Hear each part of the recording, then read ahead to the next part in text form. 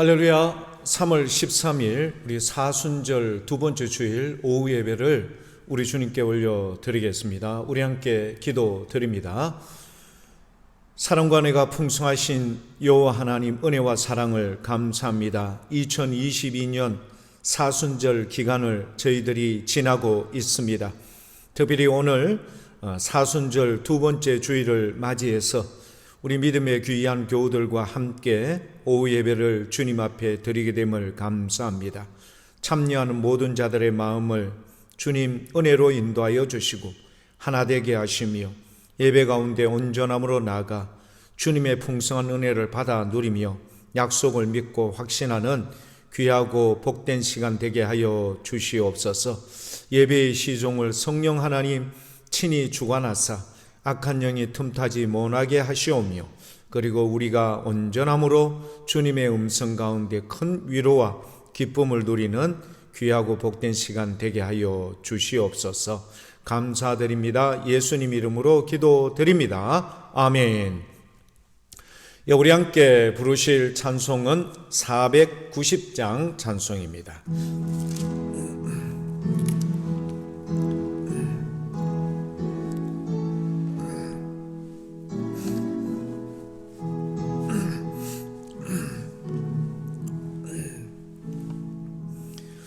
주여 지난 밤 내 꿈에 배었으니 그 꿈 이루어 주옵소서.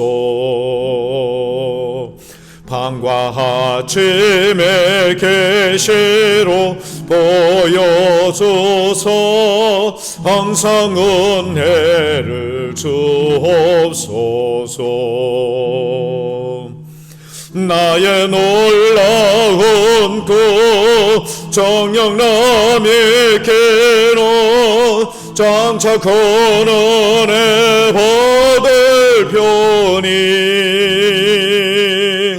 나의 놀라운 그 정령이 이루어져 주님 얼굴을 배우리라. 마음 괴롭고 아파서 낙심될 때 내게 소망을 주셨으며 내가 영광의 주님을 바라보니 앞길 환하게 보이도다. 나의 놀라운 그 정령남이 길어 장차 고난의 받을 편이 나의 놀라운 그 정령이 이루어져 주님 얼굴을 배우리라. 세상 풍조는 나날이 변하여도 나는 내 믿음 지키리니 인생 살다가 죽음이 꿈 같으나 오직 내 꿈은 참되리라. 나의 놀라운 꿈 정령남이 길어 장차 고난의 받을 편이 나의 놀라운 꿈 정령이 이루어져 주님 얼굴을 배우리라.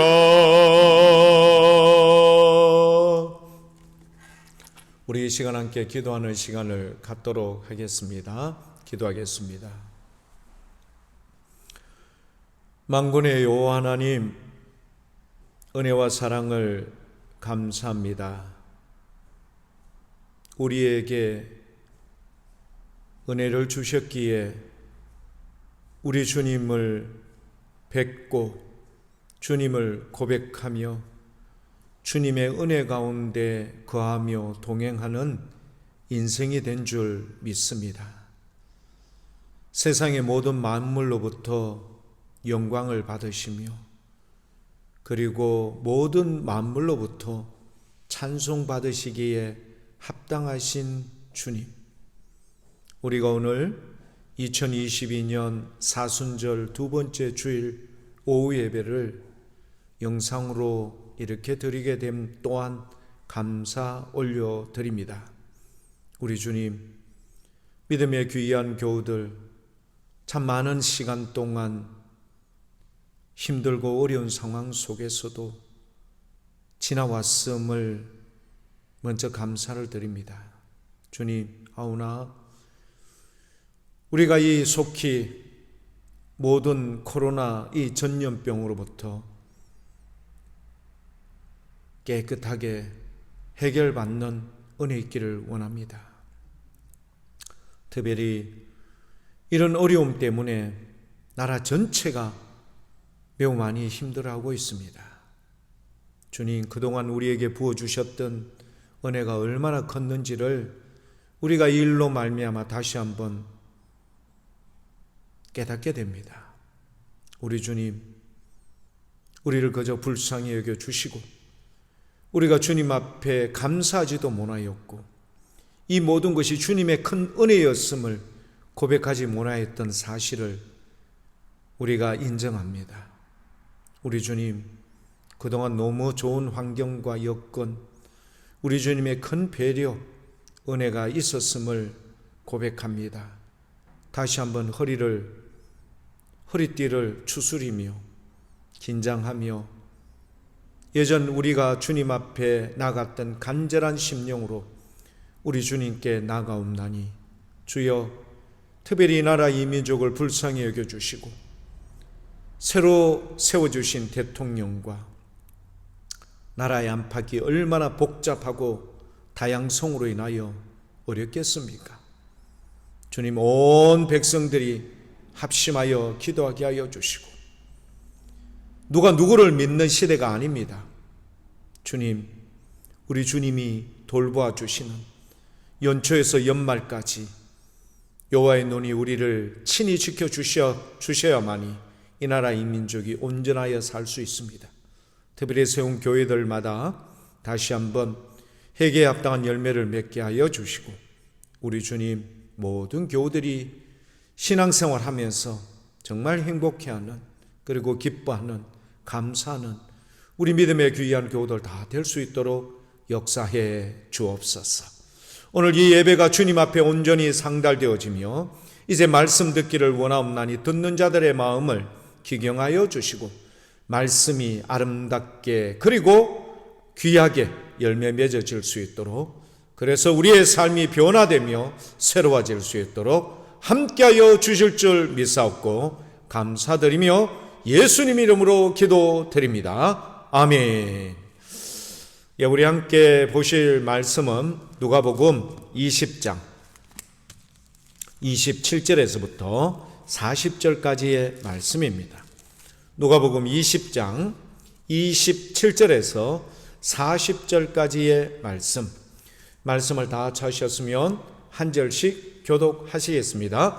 부활이 없다고 주장하는 사두개인 중 어떤 이들이 와서 물어 이르되 선생님이여, 모세가 우리에게 써주시기를 만일 어떤 사람이 형이 아내를 두고 자식이 없이 죽으면 그 동생이 그 아내를 취하여 형을 위하여 상속자를 세울지니라 하였나이다. 그런데 7형제가 있었는데 마지가 아내를 취하였다가 자식이 없이 죽고 그 둘째와 셋째가 그를 취하고 7이 다 그와 같이 자식이 없이 죽고 그 후에 여자도 죽었나이다. 7이 다 그를 아내로 취하였으니 부활 때에 그 중에 누구의 아내가 되리이까?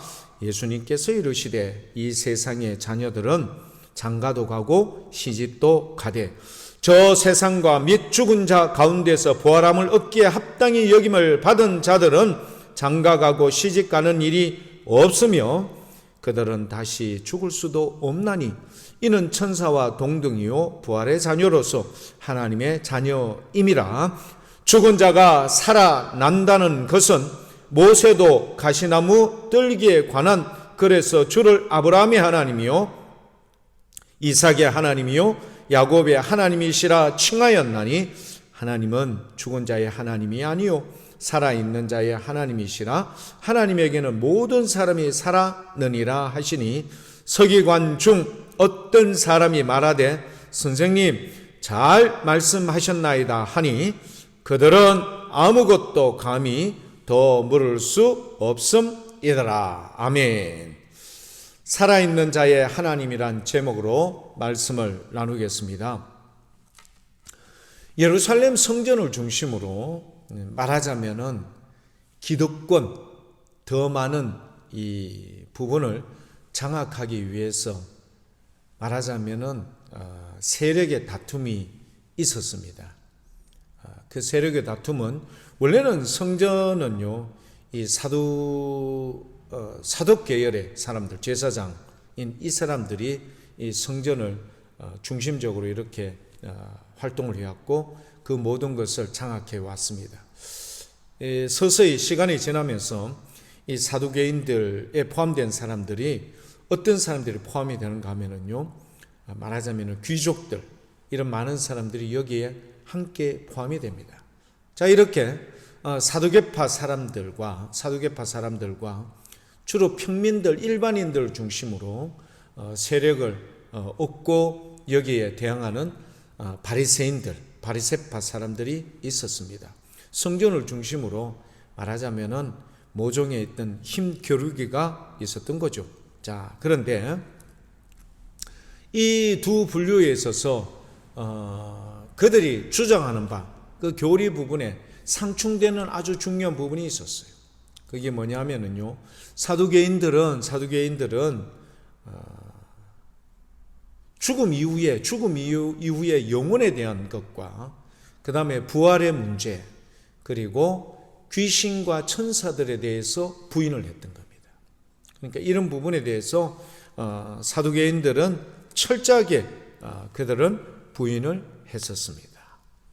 근데 여기에 반해서 바리새파 사람들은 영혼 그 다음에 부활 천사나 이런 부분에 대해서도 다 인정을 했던 거죠.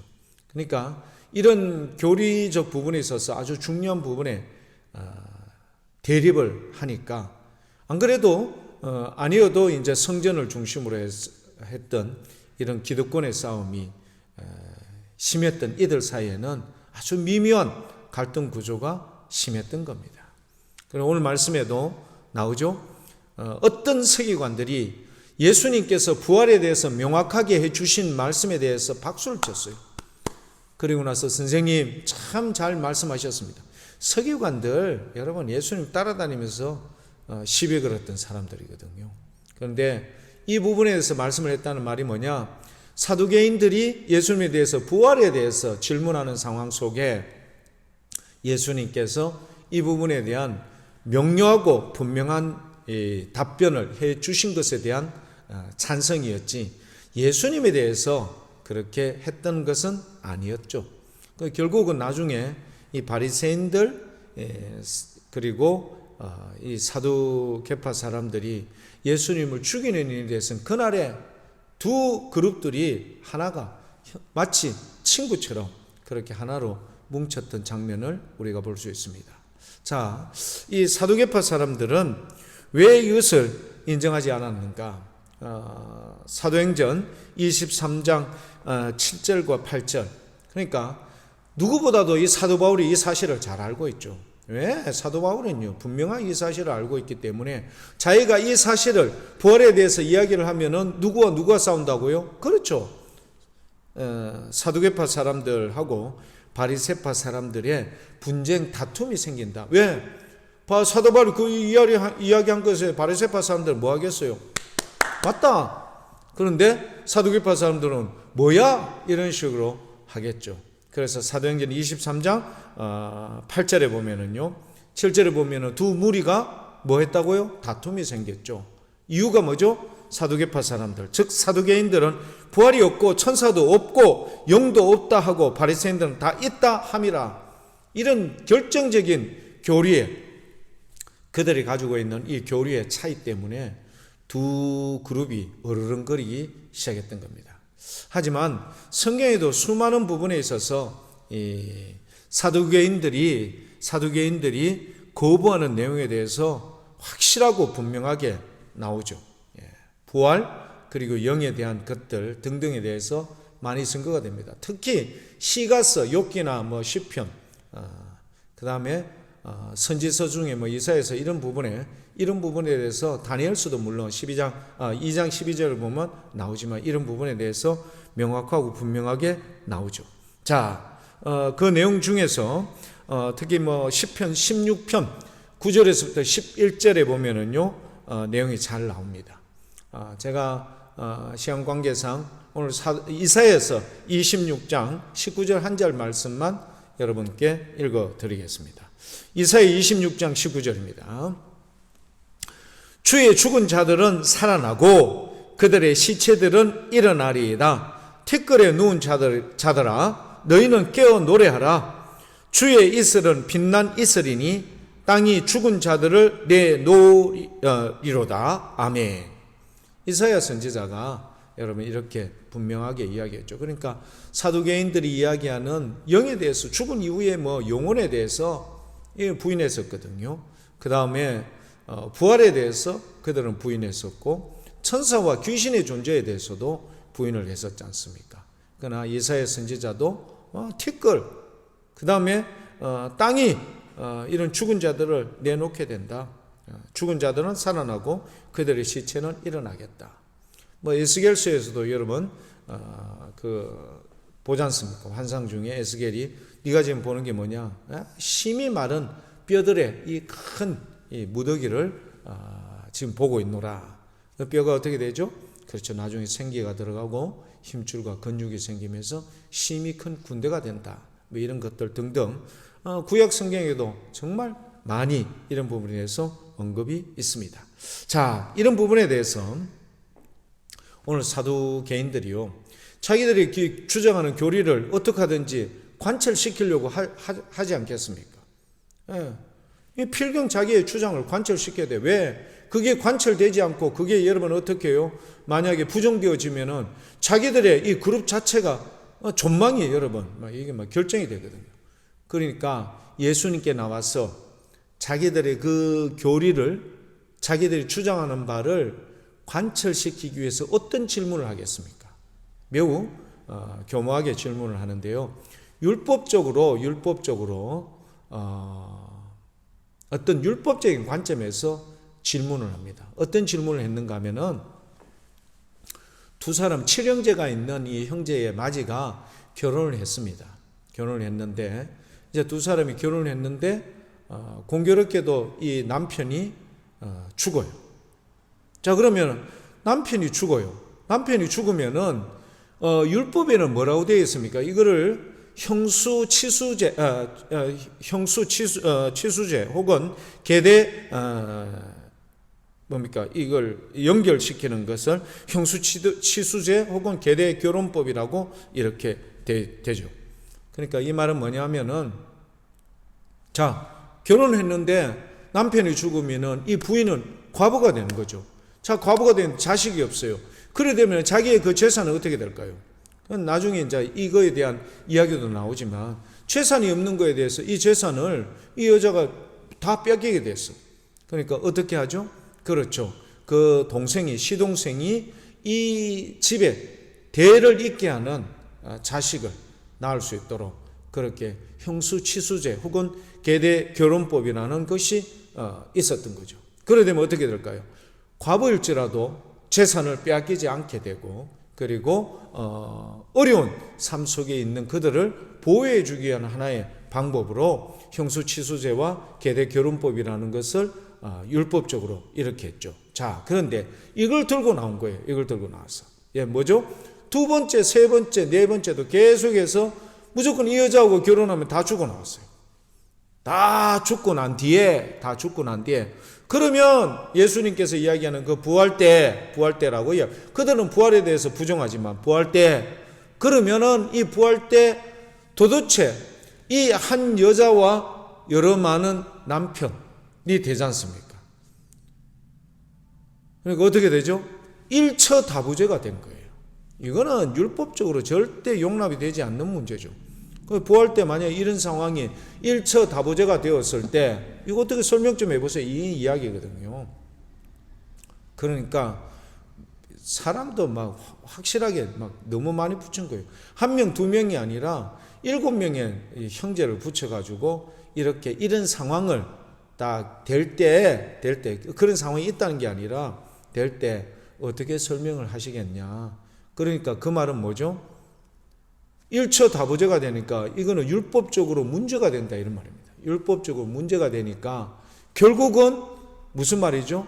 이 부활에 대해서 그들은 인정할 수 없다는 것을 그들 스스로 어떻게 추정하기 위한 하나의 방편책으로 나왔던 거죠. 자, 이런 부분에 대해서 예수님께서는 어떻게 말씀을 하시는가? 몇 가지를 말씀하죠. 먼저 첫 번째, 부활 때는 뭐 하지 않는다? 결혼하지 않는다. 예수님께서 분명히 말씀하셨어요. 부활 때는 결혼하지 않는다. 왜 그런가요? 여러분, 결혼이라는 의미, 목적은 무엇에 있는 거죠? 그렇죠. 자녀를 출생하고 양육하고 키우고 가족. 그러니까 또다시 이 자녀들이 또 성장을 해서 또 결혼하고 이런 식으로 해서 자꾸 나오죠. 그런데 부활하고 난 뒤에 예수님께서 추가로 말씀하신 바가 뭐였죠? 그들이 죽는다, 죽지 않는다? 다시 부활한 그들은 다시 뭐하지 않는다? 죽지 않는다. 그러니까 결혼하지 않는 것과 부활한 그들이 다시 죽지 않는 것에 대해서 오늘 본문 말씀에 나오죠. 35절과 36절. 저 세상 동격으로 이야기되죠. 죽은 자 가운데서 부활함. 죽은 자 가운데서 부활함. 그리고 저 세상 동격이죠. 어깨에 합당히 여김을 받은 자들은 장가가고 시집가는 일이 있다 없다? 없다. 그리고 나서 그들은 다시 죽을 수도 없고 천사들과 동등함이요. 부활의 자녀로서 하나님의 자녀이기 때문이다. 딱 결정이 난 거예요. 이것을 그들에게 분명하게 말씀을 했습니다. 자, 그런데 오늘 35절 말씀에 보면요. 예수님께서 이런 표현을 하셨어요. 죽은 자 가운데서 부활함을 얻기에 합당히 여김을 받은 자들이라고 이야기합니다. 어떤 뉘앙스가 풍겨집니까? 부활하기에 합당하지 않는 사람들은 부활을 못하는 걸까요? 아니죠. 이 안에는 좀 더 강조하기 위함이었지 그런 내용이 아닙니다. 부활은요, 선악간에 모든 사람이 다 부활하게 되어 있어요. 그래서 벨릭스 총독에게 사도 바울이 이야기했던 내용이 있죠. 사도행전 24장 15절에 거기 보면은 벨릭스 총독에게 사도 바울이 이런 표현을 합니다. 그들이 기다리는 바 하나님께 향한 소망을 나도 가졌다. 하나님께 대한 소망을 나도 가졌다. 그리고 난 뒤에 곧 의인과 악인의 부활이 있으리라 함이니이다. 무엇에 부활이 있다고요? 의인과 악인의 부활이 있다. 정확하게 이야기를 했죠. 그러니까 모든 사람이 뭐 한다고요?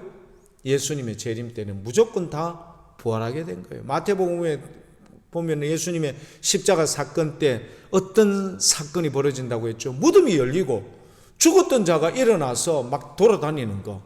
이게 성경에서 이야기를 하거든요. 무덤에 있던 자가 무덤이 열리고 죽었던 자가 나와서 막 돌아다니는 거. 이게 뭘까요? 그렇죠. 부활의 증거가 확실하게 거기에 나타나 있는 겁니다. 자, 우리 예수님께서 사두개인들에게 말씀하셨던 이것, 부활 때는 시집가고 장가가는 일이 없다. 왜? 그들이 뭡니까? 딱 부활했던 그들이 다시 죽을 일이 없기 때문입니다. 죽지 않기 때문에 다 그런 것들이 필요 없게 된다. 그리고 나서 예수님께서는 이 사두개인들에게 율법적으로 그들이 걸고 나왔거든요. 율법적으로 1차 다보제가 되면 어떡하겠느냐. 그러니 부활이라는 것에 대해 부정했던 그들을 주장하기 위한 그들의 근거의 내용에 대해서 어떻게 해요? 다시 모세 오경을 통하여 답변해 줍니다. 그 답변이 뭐냐? 출애굽기 3장이죠. 누가요? 모세, 율법을 대표하는 모세, 변화산상에서 율법을 대표하는 모세와 선지자를 대표하는 엘리야가 변화하신 예수님과 더불어 함께 말한 장면이 나왔던 것처럼 모세를 주님께서 부르시죠. 어디에요? 호렙산 가운데 이제 갔는데 떨기나무가 불이 붙는데 가까이 가서 좀 가려고 했었죠. 그때 불 붙는 떨기나무 가운데서 주님의 음성이 나오는 거죠. 그 음성이 뭘까요? 자, 나는 하나님께서 이렇게 소개를 합니다. 나는 이런 하나님의 소개는 뭐냐? 아브라함의 하나님이요, 이삭의 하나님이요, 야곱의 하나님이다라고 출애굽기 3장 6절 말씀에 그렇게 증언해 줍니다. 이게 뭘까요? 이거는 부활을 전제한 내용이죠. 아브라함과 약속은 이미 창세기 15장에 주님께서 약속을 했지 않습니까? 아브라함이 깊이 잠들었을 때 주님께서 그 아브라함에게 이제 나타나서 설명을 하는 장면이 나오죠. 횃불 언약이죠. 횃불 언약. 내가 너의 자손, 후손들이 4대 뒤에, 그러니까 정확하게 430년 뒤에 종살이 하던 곳, 즉 애굽에서 이곳 땅, 약속의 땅, 가나안 땅, 이곳이죠. 이곳으로 다시 내가 데려온다는 것, 이걸 약속을 하죠. 이걸 맹세하여 주님께서 그 아브라함에게 그렇게 말씀하셨던 주님. 자, 이때 떨기나무 가운데서 하나님께서 말씀하셨던 바는 뭐냐? 400년 전 아브라함의 시체가 있을까요, 없을까요? 이삭의 시체가 있을까요, 없을까요? 야곱의 시체가 있을까요, 없을까요? 자, 이 400년 뒤에 이루어졌은 이 모세, 이제 민족의 지도자로 애굽으로 들어가야 할 모세에게 하나님께서 소개하시기를 나는 뭐라고요? 내 조상의 하나님이다. 너의 조상들이 하나님이다. 중조 고조가 아니고 이건 400년 전이니까 얼마나 긴 시간입니까?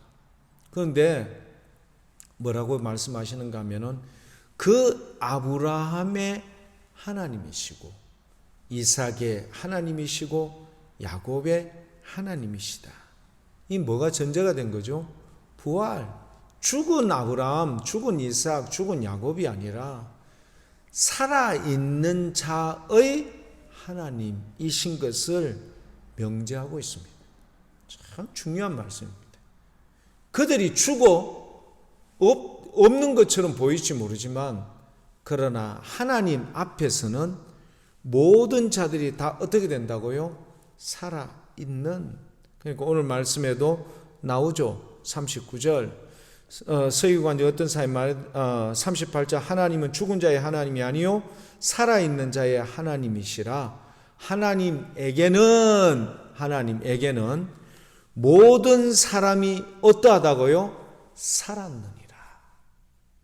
참 중요하죠.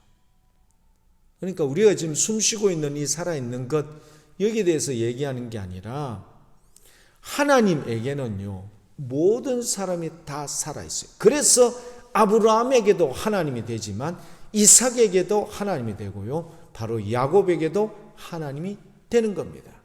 그래서 나사로에게 그렇게 가셨던 그 예수님께서 그렇게 말씀하지 않습니까? 부활의 첫 열매 되신 이 예수님, 나는 뭐라고 소개하죠?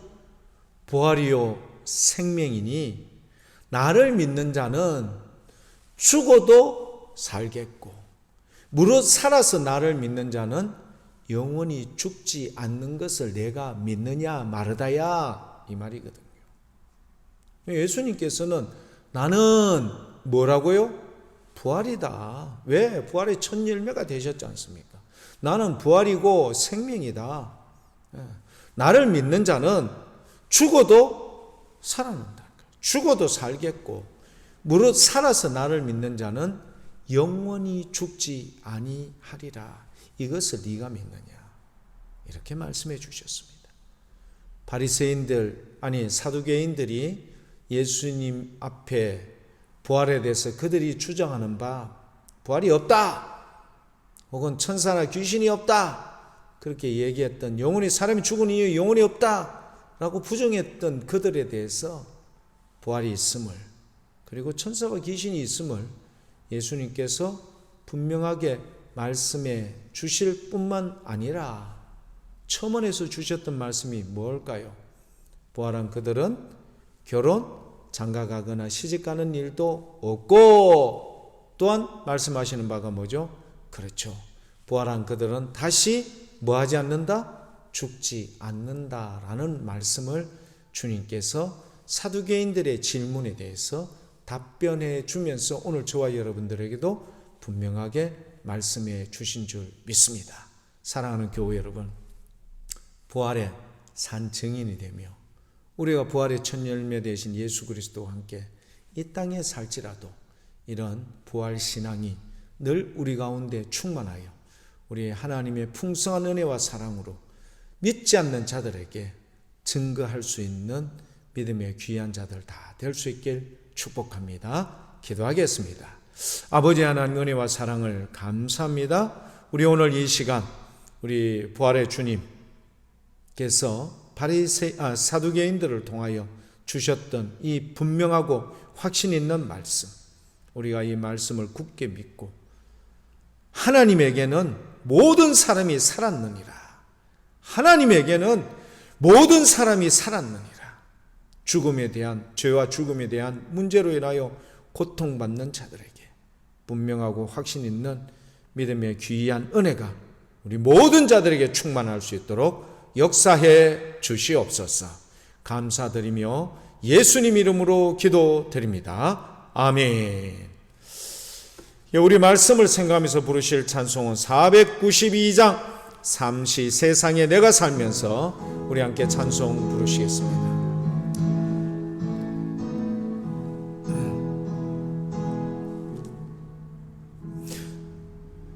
잠시 세상에 내가 살면서 항상 찬송 부르다가 날이 저물어라 하시면 영광 중에 나아가리. 열린 천국문 내가 들어가 세상 짐을 내려놓고 빛난 면류관 받아 쓰고서 주와 함께 길이 살리. 눈물 골짜기 더듬으면서 나의 갈 길 다 간 후에 주의 품 안에 내가 안기어 영원토록 살리로다. 열린 천국문 내가 들어가 세상 짐을 내려놓고 빛난 면류관 받아 쓰고서 주와 함께 길이 살리. 나의 가는 길 멀고 험하며 산은 높고 구름 깊어 고난 나의 몸 쉴 곳 없어도 복된 날이 밝아오리. 열린 천국문 내가 들어가 세상 짐을 내려놓고 빛나 면류관 받아 쓰고서 주와 함께 길이 살리. 한숨 가시고 죽음 없는 날 사모하며 기다리니 내가 그리던 주를 배울 때 나의 기쁨 넘치리라. 열린 천국문 내가 들어가 세상 짐을 내려놓고 빛난 면류관 받아 쓰고서 주와 함께 길이 살리.